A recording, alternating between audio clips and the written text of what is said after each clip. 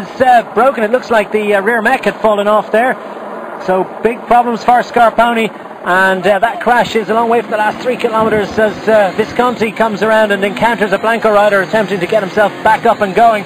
So it's good news for Luca Paolini. You think this could well help him and aid him towards success, but bad news for one of the GC contenders, Michele Scarponi.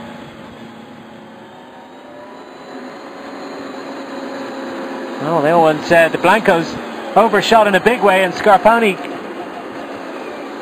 got on the brakes and fell off before they did. But of course, when you're in third place and you're following the line of the riders in front, and they drag you in a bit too deep, yes, well, that's what can happen. We could see the Blanco rider look like maybe Kreisweg leading there and just pushing it too much, slide it out, and then Scarponi see that and went on the brakes a little bit too heavy, and down he goes also. And more riders in trouble. Is that from that one of the Androni riders coming to grief? And I don't know how many riders we've seen crashing on this descent, but it's certainly living up to the reputation that it had coming into this stage. Tight, twisty, and very treacherous. And remember, these roads were wet up until a couple of hours ago, and luckily the hot afternoon sunshine has managed to burn them dry, because it'd be absolute carnage out here, I can tell you, if it was not for this. And more problems for Lampre. That's Stortoni, Simone Stortoni.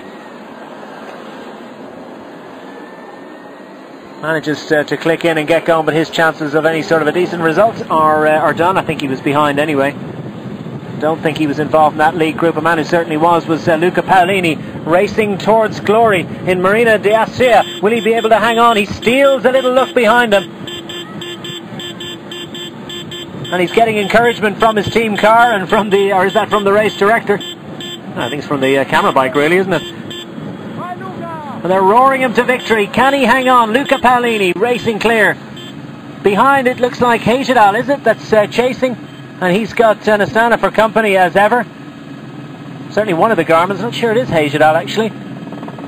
Yes, it is Hejidal. No, it is Hejidal now. Is there an opportunity perhaps for Nibali to grab a couple of seconds? He is conspicuous by his absence from the front of this group at the moment is Bradley Wiggins.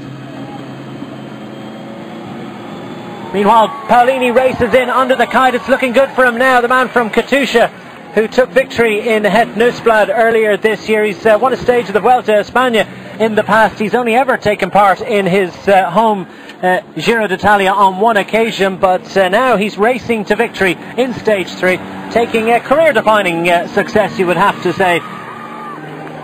Strong all day. He managed to stay up front in the mountains, was ever vigilant with all the attacks from rider Hejidal and the other riders from the leading group. He has a little look behind. He's inside the last 500 metres, clicking through the gears and looking down to try and just make sure that he concentrates and makes it all the way to the line. But he's got time to zip up his jersey and contemplates the value of this success as they're racing hard behind him. Hejidal's in the thick of the fight. Remember, there's 12 seconds and 8 seconds for second and third across the line, and they'll be fighting for every possible second they can get, as Paolini will look behind all the way to the line. You could just ride it a little bit harder. Now there's a little bit of a stall as they have a think about it, coming up to this final corner.